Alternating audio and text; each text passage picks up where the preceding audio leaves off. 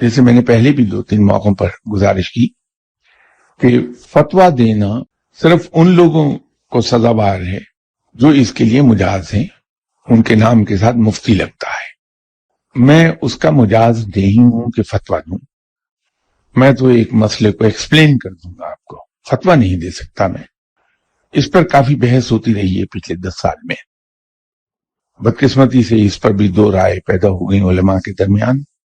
एक school of thought उलमा का ये कहता है कि जायज है, लेकिन एक बड़ा स्कूल ऑफ थॉट जो मेजॉरिटी में है वो ये कहता है कि अपने आज़ा को अतिया नहीं किया जा सकता।